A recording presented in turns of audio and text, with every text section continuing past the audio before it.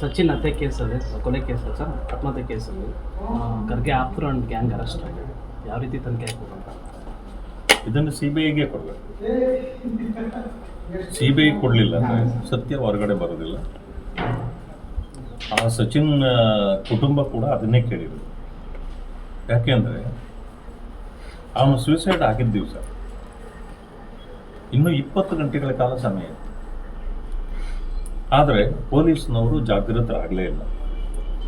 Death note ಇದರಲ್ಲಿ ಬಂದ ಮೇಲೆ, ಸೋಷಿಯಲ್ ಮೀಡಿಯಾದಲ್ಲಿ ಬಂದ ಮೇಲೆ ಅದನ್ನು ಎಕ್ಸಾಮ್ಗೆ ಕೂತ್ಕೊಂಡು ಓದ್ತಾರಲ್ಲ, ಆ ರೀತಿ ಪೊಲೀಸ್ನವರು ಓದ್ತಾ ಇದ್ರು.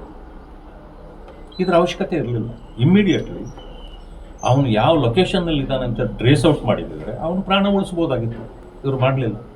ಅವನು ಅಲ್ಲೇ ಹೋಟ್ಲಲ್ಲೇ ಇದ್ದ. ಬೆಳಗ್ಗೆ ಹೋಗಿ ರೈಲಿಗೆ ತಲೆ ಕೊಟ್ಟಿದ್ದಾನೆ. ಇದರಿಂದ ಏನು ಪಿತೂರಿ ಇದೆ ಅಂತ ಗೊತ್ತಾಗಬೇಕಲ್ಲ. ಪ್ರಾಣತ್ಯಾಗ ಮಾಡೋದು ಅಂತಿದೆಯಲ್ಲ, ಅದು ಸುಲಭವಾಗಿ ಆಗೋ ಕೆಲಸ ಅಲ್ಲ. ನಾನು ಯಾಕೆ ಉಳಿಬೇಕು, ತೀರ್ಕೊಂಡು ಹೋಗ್ಬಿಡೋಣ ಅಂತ ಯಾರಾಗತ್ತದ ಅನ್ಸುತ್ತಾ? ಎಲ್ಲರೂ ಕೂಡ ಸಾವು ಅಂದರೆ ಭಯ ಪಡ್ತಾರೆ. ಸಾಯೋಕ್ಕೆ ಯಾರು ಇಷ್ಟೇ ಪಡೋಲ್ಲ. ಆದರೆ ಅಂಥದ್ದಾದಾಗ ಅವ್ರು ಯೋಚನೆ ಮಾಡಬೇಕು. ಇದನ್ನು ಪ್ರಿಯಾಂಕಾ ಖರ್ಗೆ ಅವರು ತಾನೇ ಹೇಳಿದ್ದಾರೆ. ಒಬ್ಬ ವ್ಯಕ್ತಿ ಪ್ರಾಣತ್ಯಾಗ ಮಾಡಬೇಕಾದ್ರೆ, ಸೂಸೈಡ್ ಮಾಡ್ಕೊಳ್ಬೇಕಾದ್ರೆ ಆತನ ನೋವು ಎಷ್ಟಿರುತ್ತೆ, ಅದ್ರ ಹಿಂದೆ ಅದನ್ನೆಲ್ಲ ಯೋಚನೆ ಮಾಡಬೇಕು ಅಂತ ಅವ್ರು ಭಾಳ ಸಾರಿ ಹೇಳಿದ್ದಾರೆ. ಆದರೆ ಅವ್ರಿಗೆ ಅನ್ವಯ ಆಗಲ್ವ? ಈಗ ಅವರಲ್ಲಿ ಕಲ್ಮಶ ಇಲ್ಲ ಅಂದಿದ್ರೆ CBI ಕೊಡಿರಿ ಅಂತ ಹೇಳಬೇಕಾಗಿತ್ತು. ಅವರು ಹೇಳಿಲ್ಲ, ಒತ್ತಾಯ ಮಾಡಿದ್ರು ಕೊಡೋದಿಲ್ಲ ಅಂತಾರೆ. ಅಂದಮೇಲೆ ಅಲ್ಲಿ ಏನೋ ಲೂಪ್ ಹೋಲ್ ಇದೆ ಅಂತ ಅರ್ಥ.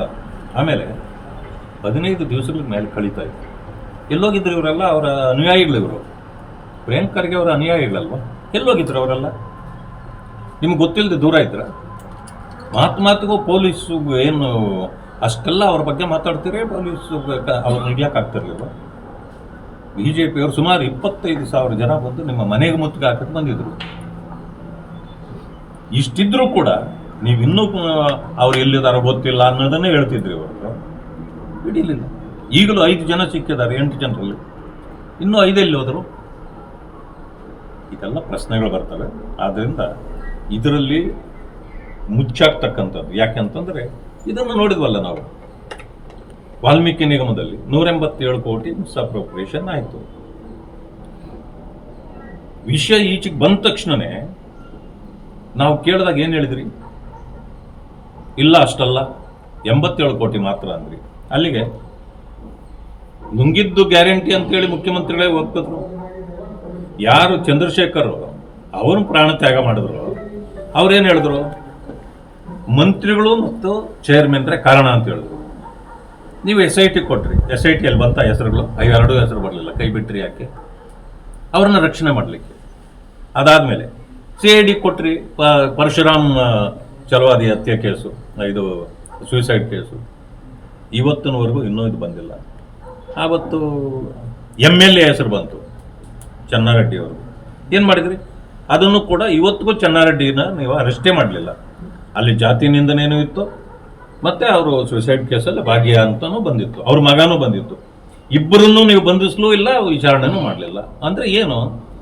ಯಾರೇನೇ ತಪ್ಪು ಮಾಡಿದ್ರು ರಕ್ಷಣೆಗೆ ನಿಮ್ಮ ಸರ್ಕಾರ ನಿಂತಿದೆ. ನಿಮ್ಮ ಪಕ್ಷದವರು ಅನ್ನೋ ಕಾರಣಕ್ಕೆ ನೀವು ರಕ್ಷಣೆ ಮಾಡ್ತಿದ್ದೀರಿ.